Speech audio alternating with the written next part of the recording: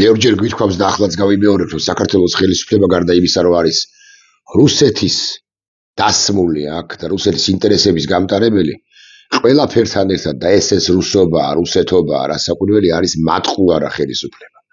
მატყუარა და უტიფარი ხელისუფლება, რომელიც ოღონდაც კი გადარჩეს, უკლებლივ ყველაფერზე არის წამსვლელი. ეხლა რა შედარებაა თითქოს, მაგრამ ეს ხელისუფლება თავისი უტიფრობით ბევრად უარესია, ვიდრე გასული საუკუნის 80-იანი წლების ზოგადად საკავშირო, ანუ გორბაჩოვის დროინდელი და თუნდაც რესპუბლიკის მასშტაბით ხელისუფლება პატიაშვილს, გუმბარიძეს და გორბაჩოვს თუ ლიგაჩოვს ცხადი არ მივტირით, მაგრამ მათ კიდევ შეეძლოთ კომპრომისზე წასვლა, მათ კიდევ შეეძლოთ უკან დახევა, მათ გორბაჩოვს კიდევ შეეძლოთ სიტყვის მიცემა ანდრეი სახაროვისთვის ან სოფჩაკის კომისიის შექმნა, მათ კიდევ შეეძლოთ სიტყვის მიცემა ვიტაუტას ლანძბერგისისთვის ან სხვა იმ პირებისათვის, რომლებიც საბჭოთა კავშირის სახალხო დეპუტატთა ყრილობაზე პატარა ლოკალურ ან შედარებით მასშტაბურ საკითხებს აპროტესტ ეწინააღმდეგებოდნენ, ასე ვიტყვი. გია ვოლსკი, იმ დროინდელი ნომენკლატურის წარმომადგენელი, ახლაც ჩემი ფიქრით, ან ერთი ვერსიით, მარჯვენა არა მარცხენა გულის ჯიბეში, პიჯაკის მარცხენა გულის ჯიბეში პარტბილეთი რომ უდევს მართლა ჯიბეში ხომ არ უდევს, მაგრამ სადმე რელიქვიათ ექნება გადანახული. გია ვოლსკი ბევრად უარესი ბოლშევიკია, უფრო 40-იანი წლების ბოლშევიკს უფრო ჰგავს, ვიდრე საბჭოთა კავშირი რომ ინგრეოდა იმ პერიოდისა და ეპოქის კომუნისტს. ამ კაცმა სხვების არ იყოს გააკეთა კიდევ ერთი განცხადება მათი სახელით, იმის თაობაზე, რომ ჩვენ თურმე მათ არ დავუწამლივართ ქიმიური იარაღით, არ უსვრიათ ქიმიური იარაღი. ნახეთ რას ამბობს, აღარ მოვაყრიალებ თქვენის ნებართვით კამერას, ხმაზე ციცნობთ ამ ბანდიტ კაცს. რასაკვირველია, გაგიჭირდება სუნთქვას და თვალებიც აგეწვება. და მით უმეტეს თუ არის გარკვეული ნივთიერებები გამოყენებული. ნებისმიერ ადამიანს, რომელსაც გაუჩნდება რაღაც შეკითხვა, ნებისმიერ ადამიანს არ აქვს უფლება და არც სახელმწიფოს აქვს იმის რესურსი, რომ ყველა ადამიანს გასცეს პასუხი. ამ შემთხვევაში აქ აი ამ უტიფრობას, ამ ორმაგ სტანდარტს, ამ ცდელობას, რომ როგორმე საქართველოს დააბრუნდეს და მომწამლავი ნივთიერება გამოიყენა თავისი მოსახლეობის წინაშე, რომ არ დაბრალდეს ჩატარდა გამოძიება, მე ამ გამოძიებას ვენდობი. რაღაი ეს კიდე სხვა არის, მეორე ბანდიტია, უგვარი არ ვიცი. რაღაი გია ვოლსკი ენდობა იმ გამოძიებას, მდინარაძის გამოძიებას, აქედან გამომდინარე ჩვენ რა ყურმოჭრილი მონები ვართ გია ვოლსკის თუ სხვა რომელიმე ხელისუფალად წოდებულისა, რომ ჩვენს ავტომატურად ბუნებრივად უნდა ვენდოთ? ან ვინ მისცა გია ვოლსკის ის მანდატი, რომ ხალხის სახელით ილაპარაკოს და დახუროს ასე მაგალითად და გამოძიება დაასრულოს ეს საქმე. შეგახსენებთ, რომ იმ გამოძიებაშიც კი, რომელიც ჩაატარა მცირე დროში მამუკა მდინარაძის უწყებამ, საუბარია 4-დან 5 დეკემბრის ღამეზე. შეგახსენებთ იმასაც, რომ ნივთიერება ქიმიური თუ არა ქიმიური გამოყენებული იყო 28-ში, 29-ში, 30-ში ნოემბერს, პირველ 2-3 დეკემბერს 4-5-თან დაკავშირებით მათ პასუხი არ აქვს სრულყოფილი გაცემული, მაგრამ თუ მაინც და მაინც გავყვებით მათეულ ვერსიას, 4-5 დეკემბერი გამოვუტოვოთ, კი ბატონო, და მე უკვე შემდგომ დღეებში 6-7-ში და ტელეარქივები ინახავს რა დღეებში დაარბიეს მათ დემონსტრანტები და რა დღეებში გამოიყენეს ნივთიერება. მათ კვლავ ვიმეორებ პასუხი, ოფიციალურად წოდებული პასუხი, მდინარაძის უწყების პასუხად წოდებული ბოდვა ჩვენ გაგვაცნეს სწორედაც რომ 4-5 დეკემბერთან დაკავშირებით. სხვა კითხვებს თქვენის ნებართვით აღარ მიუბრუნდები.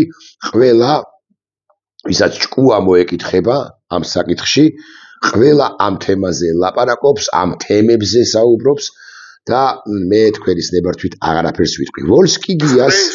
ვოლსკი გიას სხვა რამეც აქვს ნათქვამი, როგორც სხვა კონტექსტში დღევანდელ ბრიფინგზე რომ ჩამოდგა წელგამართული და კონკრეტულად საუბრობ თემაზე პრემიერ-მინისტრად წოდებულის ვიზიტი აშხაბადში. იცით თქვენ რომ პრემიერ-მინისტრად წოდებული ბანდიტი ირაკლი კობახიძე მიუხედავად იმისა რომ იქ შეხვედრაზე ტუჩებსაც იჭამდა და ცხრილითაც რთულად სუნთქავდა ბოდიში ასე უნდა ვილაპარაკო რომ იქნება კარგად გავაგებინო მოსახლეობის გარკვეულ ნაწილს როგორი იყო ირაკლი კობახიძე. ირაკლი კობახიძე გადაიღო ფოტო ერთობლივი ფოტოსესიის დროს ბავშვების მკვლელთან, მოხუცების მკვლელთან, ქალების მკვლელთან, უკრაინის სახელმწიფოს განადგურების ავტორთან, განადგურების მცდელობის ავტორთან, სხვებთან ერთადაც არ ვგამათობ, ვლადიმირ პუტინთან, რომელიც მთავარ დამნაშავეა საქართველოს წინააღმდეგ განგრძობილ ომში, რომელიც დაიწყო როდის, მაგრამ გაგრძელდა 2008 წელს და საქართველოს ოკუპანტი ქვეყნის ლიდერი იყო მაშინაც პრემიერ-მინისტრის რანგში და უკვე შემდგომ და მანამდე იყო პრეზიდენტის რანგში ამ დედასაიმასკნებელი ქვეყნის ლიდერი. ხო და ამ ბანდიტმა გიაოლსკიმ, რომელიც ოღონდაც კი გადარჩეს და მას ღირსება რასაკვირველია არ შერჩენია, არც ჰქონია, როგორც ცეკას ინსტრუქტორს და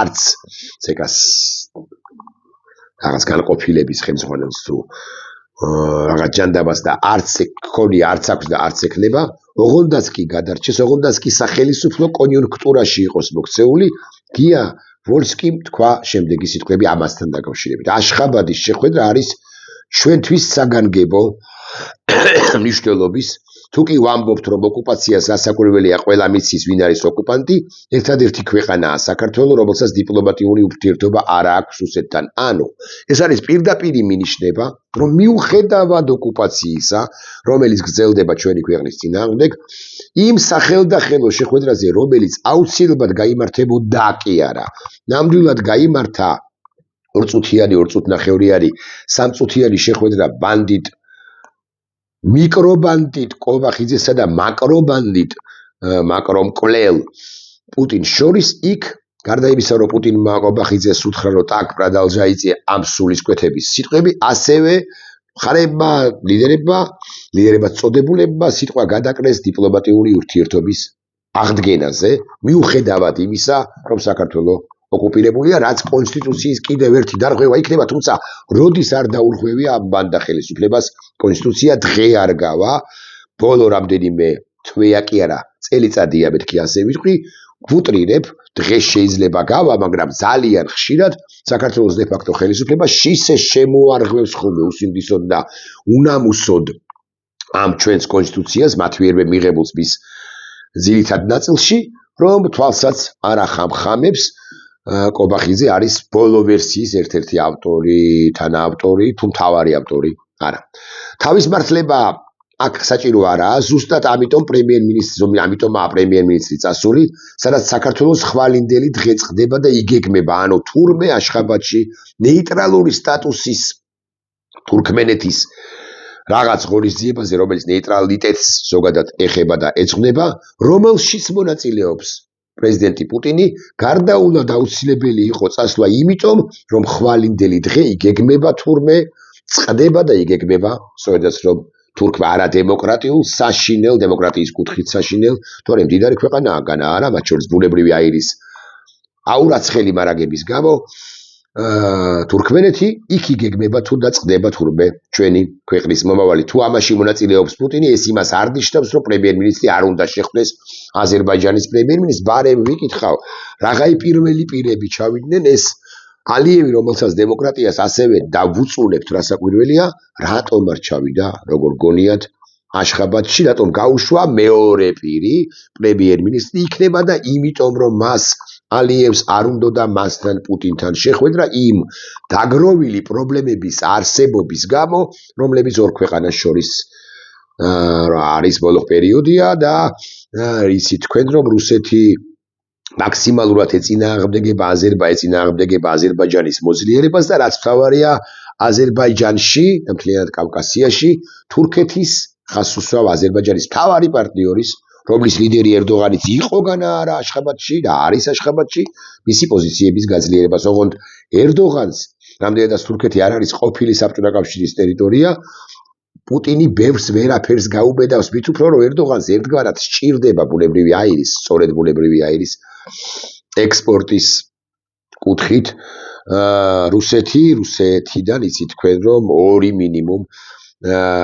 გაზის მილი მიეშურება მიემართება თურქეთისაკენ. თუ კი პრეტენზიები გვაქვს თურქმენეთთან ან მართვის სტილთან ეს იმას არ ნიშნავს რომ ჩვენი ინტერესით არ უნდა ვიხემწყვალოთ. ოღონდ რაზე ხემსხვა კარგი ვილაპარაკოთ თურქმენეთს. თუ მაინც და მაინც თურქმენეთსა და აზერბაიჯანს შორის არის რუკაც შემიძლია გავხსნა არის უზარმაზარი კასპიის ტბა, ანუ კასპიის ზღვად წოდებული ტბა. ჯერ კიდევ მამამისის ამ ბერდიმუხამედოვის მამის გურბანგული ბერდიმუხამედოვის პრეზიდენტობის პერიოდში თურქმენეთმა დასვა საკითხი, რომ 30 მილიარდი კუბური მეტრი ბუნებრივი აირის ტრანსპორტირება გარდაულად აუცილებელი იყოს სწორედ კასპიის ზღვის გავლით. მე აზერბაიჯანთან ურთიერთობების დალაგება და დალაგებული როგორ არა აქვს თურქმენეთს აქვს. მე ამ ბუნებრივი აირის ტრანსპორტირება საქართველოში და მე საქართველოში უნდა ჩაეყვინთა დიდ გაზის მილს და ამოეყვინთა ამ გაზსადენს ან ბულგარეთში შავი ზღვის დასავლეთ სანაპირო ან რუმინეთში ასევე შავი ზღვის დასავლეთ სანაპირო. ამ ჩვენს განშტოებას და მე ამაზე მიმუშავია პარე 1-10 სტატია თუ არა 8 სტატია მაინც მაქვს დაწერილი 1-4 თუ 5 გადაცემა მაქვს მიძღლილი. ამ განშტოებას ჩვენზე მიმავალს ერქვა აღარ ჰქვია ხას უსვავ თეთრი ნაკადი. თეთრი ნაკადი რომელიც სხვადასხვა გვარი იყო, სხვადასხვა პერიოდში სხვადასხვა ფორმირდებოდა ეს პროექტი, მაგრამ საქართველოს უზარმაზარი წვრილი როლი უნდა შეესრულებინა ამ ხელისუფლების პირობებში. იმ ხელისუფლების პირობებში და ამ ხელისუფლების პირობებში სწორედ აზერბაიჯანის გავლით თურქმენული გაზის ტრანსპორტირებაში განსაკუთრებით სამხრეთ ევროპისაკენ, რომელიც დიდად სჭირდებოდა და სჭირდება ახლაც სამხრეთ ევროპას, რამდენადაც მას ეხლაბით უფრო სურს რომ ალტერნატიული რესურსები ნახოს და ბუნებრივი აირი, რომელსაც ის იღებდა და ეხლაც იღებს ბოლო მომენტამდე რუსეთისაგან, ამ ბუნებრივი აირზე, ანუ გაზზე თქواس უარი. საქართველოს ხელისუფლებას რომ ვიცოდეთ მაინც თითითიძე ძალიან ვამარტივებ, მაგრამ მაინც ამ პროექტის განხორციელებისათვის თითითიძე არ დაუკარებია მას სხვადასხვა პრემიერის პირობებში. არც ერთხელ არ მოუწერია ხელი არც ერთი დეკლარაციისთვის მათ შორის აშხაბადის დეკლარაცია გვია. არც ერთი თეთრი არ ჩაუდია ინვესტიცია გარკვეულ ინფრასტრუქტურაში, რომელიც გარდაულად აუცილებელი იყო ქვეყნის ფარგლებს გარეთაც და ქვეყნის ფარგლებს შიგნითაც. აქ იყო ლაპარაკი ერთი ხანობა დამოუკიდებელ განშტოებაზე და მეორე ხანობა და ლაპარაკი იყო შახდენიზის ბუნებრივი აირის გაზსადენის გაფართოებაზე, როგორც მოცულობით, ისე გამტარუნარიანობის თვალსაზრისით. რა გააკეთა საქართველოს დე-ფაქტო ხელისუფლებამ კობახიძემ და მისმა წინამორბედებმა უფრო თუმთლად გულახდილები ვიქნებით. არაფერი გაუკეთებია. კობახიძეს არაფერი გაუკეთებია, თუმცა ვოლსკი კი ამბობს, რომ ნახეთ, ჩვენი ინტერესებით არ უნდა ვიხემძღვანელოთო, ჩვენი ინტერესი იყო თურქმენული ბუნებრივი აირის ტრანსპორტირება. ეს ყველაფერი, რასაც ესენი გვეუბნებიან, არის ტყუილი. ესენი არანაირ ურთიერთობას ცენტრალური აზიის სახელმწიფოებთან, სერიოზულ ურთიერთობაზე ვსაუბრობ, ასაკვირველია, არც აპირებენ და ვერც აპირებენ ეს რომ ვიცოდეთ, იმიტომ რომ ეს ცენტრალური აზიის სახელმწიფოებიც გარკვეულწილად არ არიან თლად რუსეთზე ჩამობღაუჭებულნი, ჩამოკიდებულნი, იცით, თქვენ რომ დაახლოებით 3 კვირის წინ მათ უმნიშვნელოვანესი შეხვედრები გავართეს შეერთებულ შტატებში და ასე შემდეგ. ხო, აი ამას ამბობს გია ვოლსკი, მაგრამ გია ვოლსკის ეს ნათქვამი სიტყვა ერთი ამბავია. მეორე და უფრო მთავარი ამბავია, რაზე შეიძლებოდა ელაპარაკათ და რაზე ელაპარაკეს მაღალი ალბათობით პუტინმა და კობახიძემ და ჩანს კვლავ ვიმეორებ, იკვეთება, რომ დიპლომატიური ურთიერთობების აღდგენაზე ოღონდ ოღონდ ისე რომ სოხუმსა და ცხინვალში რუსეთი შეინარჩუნებს საკუთარ საელჩოებს, ანუ სულაც არ გააუქმებს აფხაზეთისა და ცხინვალის რეგიონის სამხრეთ ოსეთის დამოუკიდებლობას და შეინარჩუნებს დიპლომატიურ ურთიერთობას ამ თვით წარმოქმნილ, თვით აღიარებულ, არ აღიარებულ და რუსეთის მიერ და ვენესუელის მიერ მხოლოდ და მხოლოდ აღიარებულ ეგრეთ წოდებულ დამოუკიდებელ სახელმწიფოებთან. ანუ ჩვენს დე იურე ტერიტორიაზე იქნება სამი, თუ ეს ასე მოხდა, სამი საელჩო რუსეთის ფედერაციისა სოხუმში, ცხინვალსა და თბილისში. არის თუ არა ეს დიპლომატიური კრახი? მე გეტყვით რომ არა, ეს დიპლომატიური კრახი არ არის. ეს არის სახელმწიფოებრივი კრახი და საერთოდაც საქართველოს დე-ფაქტო ხელისუფლებას მივყავართ ჩვენ სრულ სახელმწიფოებრივ კრახამდე, უფსკრუდამდე, ყველა მიმართულებით ამასთან. მას გახსნილი აქვს მრავალფრონტალური შეტევა ქართულ სახელმწიფოზე, ქართული სახელმწიფოს ნაწილ ქართულ საზოგადოებაზე, ქართული საზოგადოების ნაწილებზე, ინდივიდებზე, მოქალაქეზე, თითოეულზე. ვიტყვი ასე. განათლების რეფორმად წოდებული განათლების მკვლელობა. აი ეს გიჟების შეშლილების რეესტრის გაკეთებას რომ აპირებენ. ყოველ ან რაღაც რა მნიშვნელობა აქვს თქვათ აქციების თაობაზე, აქციების დაშლის თაობაზე ახალი გადაწყვეტილება რომ მიიღო საქართველოს პარლამენტად წოდებულმა და მიხეილ ყმრომ მოაწერა ხელი. ეს მესამე. ქიმიური იარაღი რო გამოიყენეს პირველ თემას უბრუნდები მაღალი ალბათობით, ყოველ შემთხვევაში არ პასუხობენ კვალიფიციურად რა გამოიყენეს და არ პასუხობენ სრულად რა გამოიყენეს ნოემბრის მიწურულიდან დეკემბრის პრაქტიკულად 7-მდე, 8-მდე, 10-მდე და შესაძლოა შემდგომ დღეებში მე ზუსტად არ მახსოვს და ტელი არქივები ცხადია დაადასტურე. ეს არის მეოთხე ფრონტი და კიდევ ცალკეულ ფრონტუკებს აღარც გავიხსენებ, ფრონტია ის, რასაც გვთავაზობს ტევ-იმედი, საქართველოს წინააღმდეგ ფრონტია საზოგადოებრივი მაუწყებელი, რუსთავი 2, პოსტივი, ეს არის საზოგადოების ინდივიდებისათვის ტვინის გამორეცხვის პოლიტიკა და ასე შემდეგ. რა შუაშია, არაფერ კავშირში არ არის, მაგრამ ნახეთ, რომ ამ ყველაფერთან რაც ახლა ვთქვი, მაგრამ ნახეთ რას ავრცელებს, ასე მაგალითად უბრალოდ ჩავხედოთ თქვენის ნებართვით მართლა. მე ნანახი მაქვს, გულახდილად გეტყვით, ბოლო 40-45 წუთი წინ ნახე ბოლოს რა განახლებები იყო და იმას გულისხმობ, მაგრამ აი ახლა შეიძლება განახლდა ტევ-იმედის ვებგვერდი კი არა სოციალური მედიის გვერდი და თქვენთან ერთად ავსკროლოთ აი ესე აი unboxing-ს რო აკეთებენ ხოლმე. ცხადია, აი მაგალითად ტოყაევის განცხადება საქართველოსთან მიმართებაში არაფერს მალავ, ყველაფერს გიამბობთ. ძალიან ვაფასებთ საქართველოს როგორც მნიშვნელოვან პარტნიორს მრავალი მიმართულებით. სიმბოლურია რომ ნეიტრალიტეტის თაობაზეა ეს სტატუსი კი არა ეს კონფერენცია თუ ეს ფორუმი და რასაკვირველია საქართველოს დე-ფაქტო ხელისუფლება ემზადება იმისთვის გაუჭირდება კია, მაგრამ კონსტიტუცია როდის არ შემოურღვევია რომ საქართველოს მიენიჭოს ნეიტრალური ქვეყნის სტატუსი, რაც სიგიჟეა რასაკვირველია და ამ დე-ფაქტო ხელისუფლების მიერ მიღებული ნებისმიერი გადაწყვეტილება კარგიც კი, თუ რამ კარგი მიუღიათ, იქნება დეზავუირებული, რომ ვიცოდეთ, მაინც ანუ გაუქმებული მაშინ, როდესაც ესენი წაეთხრევიან ისტორიის სანაგვეში და კიდევ ციხეში. მე კობახიძე ევროპის ანტიკორუფციული კვლევის ცენტრის ანგარიშზე. ამასაც მივაქციოთ პიტერ ფიჩერი არის. ნახეთ, პუტინს ხვდება, პუტინს ხელსართმევს საქართველოს ინტერესების საზიანოდ მოქმედებს და ჩვენს მთავარ პარტნიორზე, ერთ-ერთ მთავარ პარტნიორზე, კონკრეტულად გერმანიაზე და მის ელჩზე ლაპარაკობს პიტერ ფიშერი, არის პოლიტიკურად მიკერძოებული, ის ძალიან ხშირად იჭრება ხოლმე პოლიტიკაში ოპოზიციის სასარგებლოდ. 20 ივნისზე, ამაზე ცალკე ვიდეო ბლოგი გვაქვს ჩასაწერი ალბათ, მაგრამ ვერ ვახერხებთ. 20 ივნისთან დაკავშირებით იცით თქვენ რომ სტრასბურგის სასამართლოს უმაღლესმა პალატამ დაადგინა ბრალეულობა საქართველოს სახელმწიფოს ხელისუფლებისა.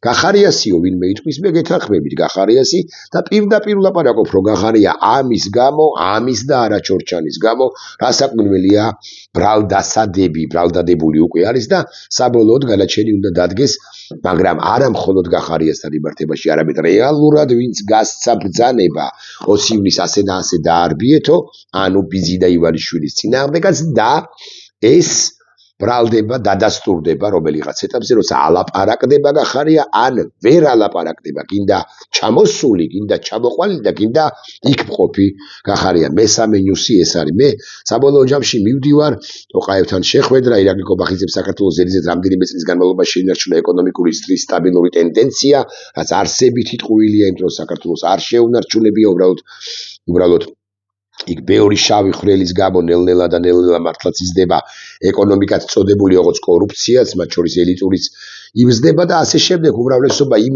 უმრავლესობა ნიუსებისა აქვს სწორედ კობახიძეზე, აქ არის რაღაცა პროპაგანდისტური მესიჯი იმის თაობაზე, რომ ბავშვები თურმე რა ბედნიერები არიან, რომ მობილურები არ ექნებათ დაწყებით თუ არა დაწყებით კლასებში და ასე შემდეგ. გამოიყვანეს ბავშვები, მშობლების ნებართვა უმრავლეს შემთხვევაში რასაკვირველი არ არის, რომ მოზარდების სახეებს აჩვენებს ტელეკომპანია იმედი, ეს რუსული არხი, ასე შემდეგ. მე არის ამ ბერდიმუხამედოვის სიტყვები, მე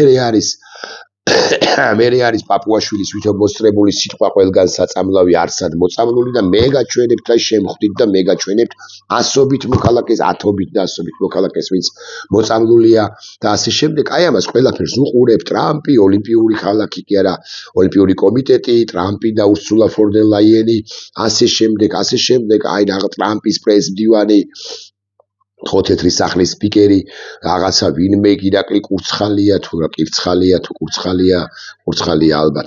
არ კირცხალია რა მნიშვნელობა აქვს საბოლოო ჯამში, ვიტკოფი, კუშნერი, ამბავი, ზელენსკი რაღაცა და უცებ. რა შუაშია აი ამ ყველაფერთან, რა კავშირშია, მაგრამ მე გეტყვით რა კავშირშია. სიძულვილი უნდა გააღვივოს TV-იმედმა. ოდიში გამექცა ამასობაში და აუცილებლად დაჩავსკროლავ. სიძულვილი უნდა გააღვივოს TV-იმედმა მოქალაქეების, ინდივიდების წინააღმდეგ და უცებ რა შუაშია ამ ყველაფერთან მართლაც მივაგნებ ახლა, მივალ იქამდე, მივედი პრაქტიკულად. აღარ გამექცევა, იმედი მაქვს და ახსენებს კინომცოდნე, რადიო თავისუფლების ავტორ გოგი გვახარიას და რატომო ვინმე იკითხავს, რა შუაშია, იქით ტრამპი, იქით კუშნერი, იქით პუტინი, იქით კობახიძე, იქით კირცხალია, კურცხალია, კვერცხალია, ასე შემდეგ ვიღაც ტიპები, ანუ პოლიტიკოსები, ტრამპის პრესდივანი, ურსულა ფონ დერ ლაიენი, პაპუაშვილის რაღაც არაადეკვატური განცხადება და რა შუაშია გოგის ხსენება აქ. გოგის სტატუსად დაუწერია, რომ შუქნიშანთან გავჩერდიო, წინ ერთი მანქანა მედგა რუსული ნომრითო და უკან მეორეო, ასევე რუსული ნომრითო. უცებ წარმოვიდგინე, რომ ეს მანქანები არის ტანკები. ასეთ რამეს წერს ყოველი მეორე. გოგის ტექსტს განა არ ვიწონებ, მაგრამ ყოველი ვინც პროტესტშია, ვინც ხელისუფლება წოდებულ ბანდას უპირისპირდება, ვინც ხვდება რამდენად საშინელებას ჩადის საქართველოს დე ფაქტო ხელისუფლება ამგვარ რამეს წერს, მაგრამ რაში დასჭირდა ირაკლი რუხაძის პაჟებს ეს ყველაფერი? იმიტომ რომ სიძულვილი გაეღვივებინათ კონკრეტული ერთი მოქალაქის, გოგი გვახარიას მიმართ. 1800 ლაიქი. ნახოთ. 1800 ლაიქი. მათ შორის 1800-დან 1500 დამცინავი ლაიქი, 151-ზე აღმართული წერა, 75 გაჯავრებული ლაიქი და ასე შემდეგ. ლაიქი თუ ემოჯი. ხო? 1800 ლაიქის გარდა 1400 კომენტარი. და 1400 კომენტარი ნახეთ როგორებია, ყველას ხო არ წავიკითხავ, ყველას კი არა 1%-საც, ანუ 140 წელსაც მოკაცრავად 1% გამოდის 14 წელი, 14 წელსაც კი არ წავიკითხავ, მაგრამ ქართველი კაცი რუსი ქალის ნაცვლად ტანკს რომ წარმოიდგენს, რა დღეში აქვს ნერვები და ფანტაზია. ჩაისვარეო, ძალიან წირი ფანტაზია გქონია. ნუ თუ მართლა ასეთი პიტალო, იმ სიტყვას არ წარმოთქვა, არიან. აგვისტოს ომის დროს სად იყავი ნეტად, სასველებული დაბრუნდებოდი სახლში. რა მოწიე ასეთი. ბატონო, ახლა თქვენი გაფრენები გვინდა, ისედაც გვაკლია, არ გვაკლია გაფრენები. შენ რამ და აღარ გავაგზელებ იმ სიტყვას. ნაკლები მოგეწია. გოგი კოშე, გოგი შე და მე რაღაც ბილბილწი სიტყვა.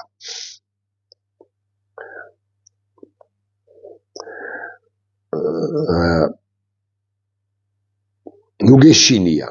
მე ელისაშვილივით არ გადმოიღე დეშეკა, კაცმა ცუნა. ვაი შენს პატრონს, ფსიქიატრის გარდა ვერავინ გიშველის აქტუალური თემაა. სირიკო ხარ დაჩუტული. ვერ აგიხდათ ოცნები. ანუ რატომ ყვები ამას? რატომ კითხულობ ამ უმრავლეს შემთხვევაში ასაკვირველია ტროლების, მაგრამ იცით რა შეასაკრე? მარტო ტროლებიც არ არიან მათ კომენტარებს. იმედმა კონკრეტულად, მისმა მფლობელმა უფრო კონკრეტულად და უფრო ზოგადად კი საქართველოს ხელისუფლებამ გადაწყვეტილება მიიღო ასეთი, რომ ჩაჩეხოს ადამიანები, ებრძოლოს ინდივიდებს, დაჩაგროს მოქალაქეები, ჩააქროს პროტესტი და ასე შემდეგ და ყველა შესაძლებლობას იყენებს, ანუ მეცკიცულებად რესურსი, რომ ხან გოგი გამოიყვანონ ერთ შემთხვევაში და ხან სხვა კულტურული მეამბოხე ადამიანი, სხვა კულტურული პროტესტში მყოფი ადამიანი, სხვა კულტურული კარგად რამის აღმწერი და დამწერი ადამიანი. და სიძულვილი გააღვივოს ხვალ ჩამოუდგება რომელიმე გოგი გვახარიას, რომელიმე ამათგან, არა მხოლოდ გოგი გვახარიას, არამედ სხვასაც და დიახ ომი გვინდაო, იმ სასტავიდან არ ხარ შენ, რამ შეგაშინა. ომი გინდაო, მიედავებიან და ფიზიკურადაც კი იძალადებენ, სიტყვიერი ძალადობა ყველას გვხვდება და ამ შემთხვევაში იმედის მიერ გაქარდებულ გოგის და რა უნდათ? მათ უნდათ რომ ვოლსკების ქვეყანა იყოს, გია ვოლსკი იყოს, ამ ქვეყნის გია ვოლსკი კრეფსითი იყოს ამ ქვეყნის მმართველი, ანუ არამზადების, სალახანების, პარტიულ ბილეთ ბარათმფლობელების, კომპარტიის ბარათმფლობელების მარჯვენა თუ მარცხენა ჯიბეში თუ სადმე სახლში ბოჩკაში, ასე ვიტყვი. ასევე კორუმპირებულები, სხვები და სხვები, რომლებიც საქართველოს ყიდიან და საქართველო იყოს ნეიტრალური და ამ ნეიტრალიტეტ, ამ იდეასაც კი ნეიტრალიტეტისა არ შეეწინააღმდეგოს ამ ვინმე დეგენერატი, ვინც ჩასწრილია მათეული გაგებით იმ კურდალე დადგა უცებ სუნი მანქანაში, რა გქონდა მოწეული, არაფერი კაცი შენ არ ხარ,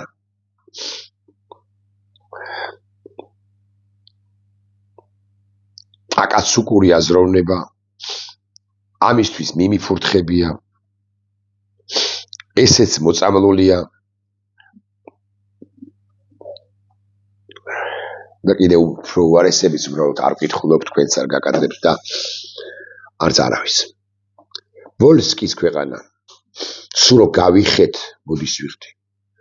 პაპუაშვილის ქვეყანა, სურო გავიხეთ, მოდის ვიხდი. კობახიძის ქვეყანა, სხვათა და სხვათა ამ სულის მიმცემებისა. არ იქნება საქართველო. მინდოდა ახლა ლევან ხამბაჩის პოსტის ჩაკითხვა, მაგრამ მართლა დიდ დროა გასული.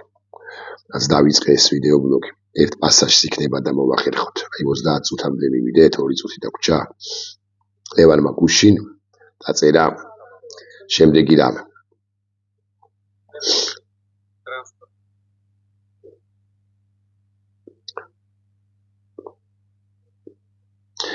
ერთი ფიქრი უჭამს ტვინს ბევრს, როდემდე მე მინდა რომ მოვესრო, მე თუ ვერ მოვესწარე ეგრე რაღაც და ასე შემდეგ და ასე შემდეგ. და ბოლო აკორდი ასეთია, მართლაც უთნახევარი დაგვრჩა, ხო? ასე მოვედით აქამდე ამბობს ლევანი და არასხვანაირად, ხო და თუ ეს წესია, ანუ ქაქუცა შოლოყაშვილობა თუ წესია.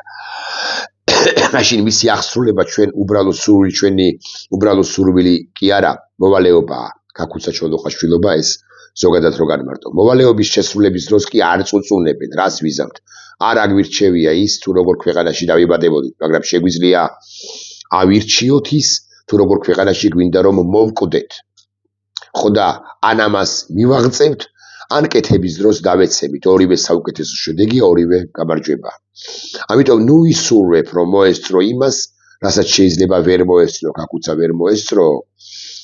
მოესწრო დამოუკიდებლობას, მე დავკარგეთ დამოუკიდებლობა და 24 წლის აჯანყება დამარცხდა და მე ქაქუცას ასე ფორმალისტურად დამარცხებული იყო და 90-იან წელს ბუნებრივია ვერ მოესწრო. ისურვე რომ მომავლის იმედი არ დაკარგო, პირველს შენ სრულიად ვერ აკონტროლებ, მეორე კი მთლიანად შენს ხელში რომ ვიცოდეთ მაინც.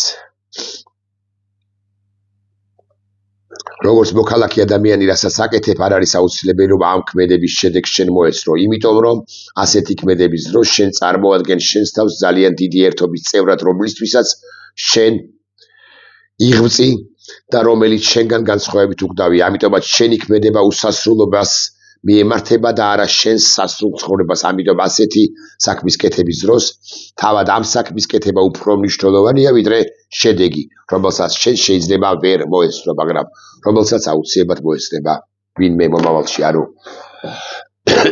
აქვნა ეხლა აწყურშობილი წარსული საგარშობელია მომავალისა, ეს თქვა თუ მოძმესა ჩემსა სიძდელე გაზისა გაუადვილდეს ეს დავამატო.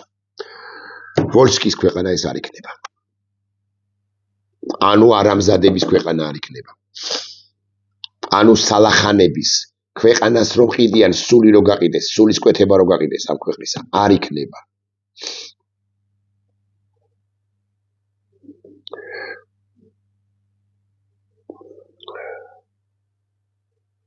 და დაემოვკვდეთ ჩვენი მის ძებნით, დავლიოთ დღენი ამ ქვეყნის ძებნით და ვიპოვით ამ ქვეყანასაც და თავისუფლებასაც. მივახცევთ რა თქმა უნდა.